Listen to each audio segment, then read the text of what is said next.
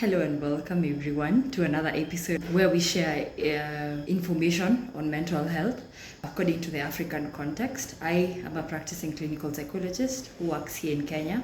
So I will give you the concept of a little bit of my experience. So today we're going to talk about suicide and suicidal behavior. First of all, September is Suicide Awareness Month. It's a global suicide awareness month. And suicide has been an issue that has been ongoing. It's not only a local issue here in Kenya, it's something that is affecting Africa and even globally. So we're going to just try and demystify, break down what suicide is and what is it that we can do in terms of suicide when somebody is suicidal. How do we pick up these things? How do we notice that somebody is slipping off, that somebody is exhibiting suicidal behavior? So first of all, we're going to define what suicide is. We're going to look at a little bit about statistics. We're going to look about the signs and the telltales and what is it that we can do as people around, or what is it that you can do as a listener when you are already having these suicidal thoughts or you're already exhibiting some of this suicidal behavior. So first of all, suicide is a voluntary and intentional act to end one's own life. So what do I mean by this? I'll give an example. The most common way that people attempt suicide, especially here in Kenya, is they buy rat poison. So say, for example, if somebody decided to poison my food and then I land in the hospital and it's because of food poisoning, then we can't call that suicide because it's not intentional and it's not voluntary. It's somebody who's impacted it on me and the intention was not for me to take away my own life. So that is a suicide, and most people who die from suicide, that's when we call it suicide. If it's a suicidal attempt, that means that you have used any one of those means to try and take away your life, but you haven't died. You've ended up in the hospital, somebody has come and saved you, and now you're coming to now looking at life about what really happens after I've already survived a suicide attempt. So some of the statistics here in this world, so we've looked at suicide and we've looked at suicide attempt. And there's also suicidal ideation. So suicidal ideation means this is something that is in my mind. I'm just thinking about it. I am contemplating about taking away my own life. I could have a concrete plan that I've planned to do it in 1, 2, 3, 4 ways, or it could just be, it's just an idea. So that's why we call it suicidal ideation. So they say there's usually one death every 40 seconds. So if we count 1 up to 40 right now, somebody in the world has died as a result of suicide. Okay, I'll repeat that. There is one death every 40 seconds out of suicide. And they say among the youth, it is the third leading cause of death. So you see, it's something that we really need to talk about. That is in terms of globally. There are some myths about mental health. And somehow, according to our African context, we believe that if we talk about suicide, it's like we're planting this idea in people's heads. We believe that we don't need to talk about it. So as I mentioned, just drop down in the comments, write for me down any kind of myths that we have, and let's just learn together. Let's try and demystify and find out, are these myths or are these truths? So according to statistics, they also say that men die more times out of suicide because men have a very strong mind and they're very dedicated whenever they want to attempt suicide and take away their own lives. When we look at it on the other gender perspective, women have more suicidal attempts, but they get to survive. Okay, I don't know why the statistics really happens like that, but if you have any idea about why this happens, just drop it down here in the comment below. So we're going to try and look at some of the risk factors for suicide and for suicidal attempts and suicidal ideation. So the first one, they say a previous attempt. So if somebody has attempted suicide before, there's a high chance that they're going to attempt it again. Remember, this person has felt like they've tried all other options to get out of this problem that they are in, and all other options have refused to work. Okay, so what they decide to do is they're like, I really need to just take away my own life. I can't keep on doing this. So first, if they fail at the first attempt, they have a lot of guilt. So the next attempt that they will try it in a more sure way, in a way that they'll actually be successful in it, so to say. Another one is drug use, because one, drug use, I'm looking at alcohol, I'm looking at marijuana. It usually, first of all, alcohol is a depressant. It makes somebody feel very low mood. and it can predispose somebody to a suicide attempt. Secondly, if you use some other drugs like marijuana can also give you some kind of psychotic features. You have an out of reality experience and you think about taking away your own life. I've not looked at it, even have some drugs, some other synthetic drugs like mushroom, they also predispose somebody to suicidal attempts. Trauma. By trauma, I mean also the death of a loved one. If you've lost a loved one, you feel like life has no meaning without them. So you feel like I would rather follow this loved one to their death. There's no need of me continuing to live because life does not seem to have a meaning.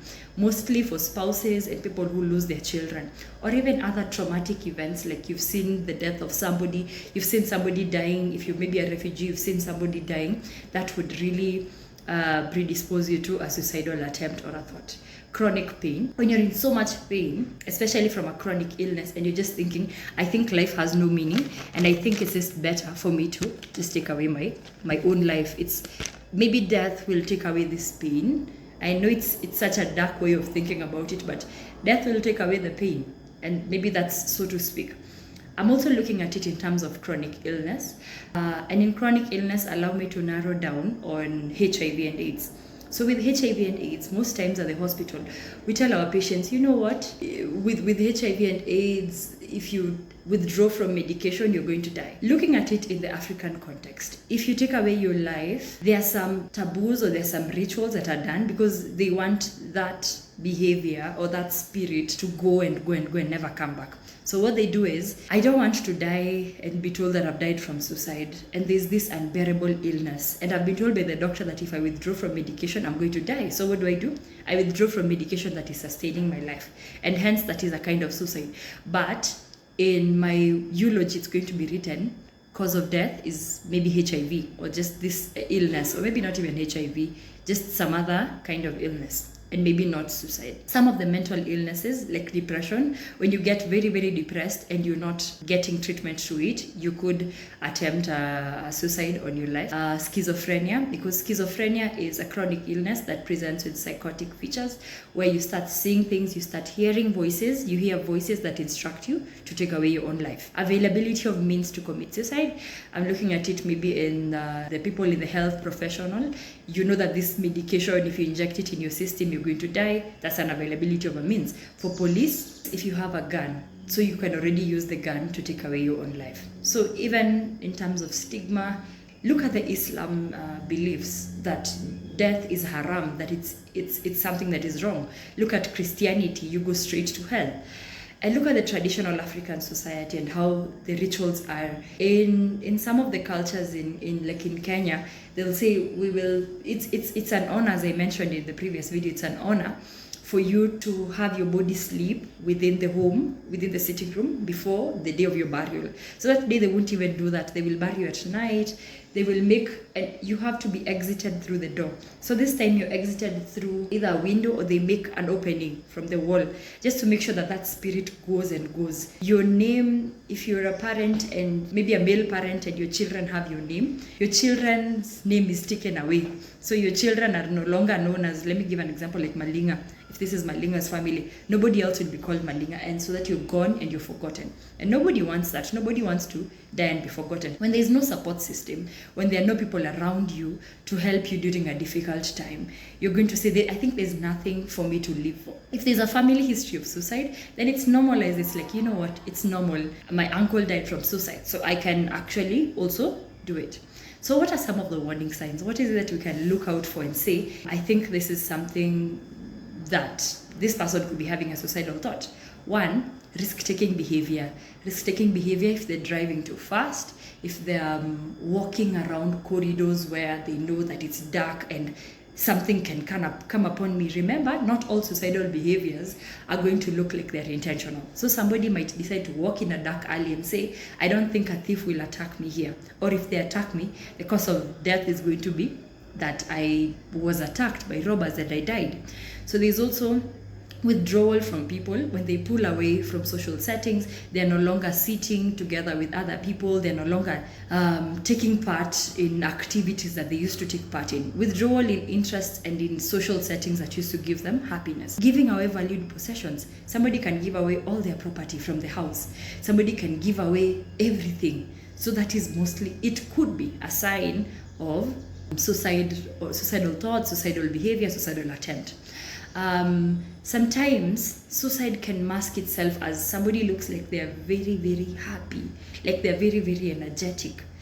Because sometimes it's because they want to be remembered, and they're like, I want to be remembered as that person who checked up on everybody towards the end of life. Especially if you see this is not the way this person has been, try and look a little deeper. So some of the depression symptoms: sadness that goes on for a long period of time, irritability, something small has really annoyed them, aggression, and this is unlike that person, how they have been before. Talking about suicide with a plan. I've seen some of the patients saying, oh, you know what, that burial site really looked nice, that coffin really looked nice, the tiles really looked nice. Or somebody would show you a photo and go like, this photo, how do you think this photo is going to look? I think the day I'm going to die, make sure you put this photo on my tombstone or something like that. It's okay for you to talk about death, but not in such details. When you hear such talk, you know that that's a warning sign. When you see some mood changes, somebody is all of a sudden very, very sad, when there's behavior changes, this is unlike how this person is. So what is it that we do? We've seen all these warning signs, we've seen some of the risk factors. So what do we do in order to support these people? One, we reach out to this person physically or virtually. Give them a call. Stay with them on the line, okay? Assess, ask them, do you have any specific plans on how you want to attempt suicide? Somebody will not tell you clearly that I want to kill myself. You'll hear words like, I don't think life has any meaning anymore, or I don't think I'm useful in this life, or I feel like I am the dead, or I feel like I'm among the dead. Those are some of the warning signs. Those are some of the words that you need to underline. So you ask them, have you ever thought about suicide? Yes. Do you currently have any suicidal thoughts? Yes. Do you have any plan? Yes. How do you intend to do it? So they tell you, maybe, I have a rope, I have some rat I've bought. So you tell them, thank you for opening up about this. It has taken a lot of courage. So here you're listening with empathy. If possible, can I take away this as we try and work out through what is giving you this kind of suicidal thoughts? Don't shame them. Don't tell them you'll go to hell. Remember, they're going through a lot of social problems, and they have gotten the courage to express to you that they're going through problems. So we've listened with empathy. And finally, we link them up with support. As I mentioned, there are so many healthcare providers. If you've not been able to see it, I'll just attach the link here in the description box on where you can see some of the professionals that can help them out. And finally, you do something called psychological first aid, PFA. PFA means don't pressure them to talk about what is traumatizing them. Don't tell them, just say, and maybe in Kiswahili, allow me to use Kiswahili, ongea, nini inakusumbua. Or don't tell them things like, si ujue, we will even laugh in your funeral. Believe you me, this person is looking for a reason to live. Sometimes when I hear patients say, I've been having suicidal thoughts for the last 3 months, but I'm wondering, you're still here with me. So sometimes ask them things like, wow, that must have been difficult for you. What has kept you going all these 3 months? What has given you a reason to live? And sometimes they'll tell you, I have that child, or I have this friend that keeps on checking up on me. And now imagine if you're the friend who keeps on checking up on them and you tell them to kill themselves. Imagine what's going to happen to them. So anyway, thank you so much for your attention. I think today we've talked about suicide. Remember, September is Suicide Awareness Month. Feel free to ask any questions in the comments here below. Feel free to subscribe to my channel. Subscribing is going to help this channel go a long, long way to give you more and more information on mental health, and especially in the African context. Thank you, and bye-bye.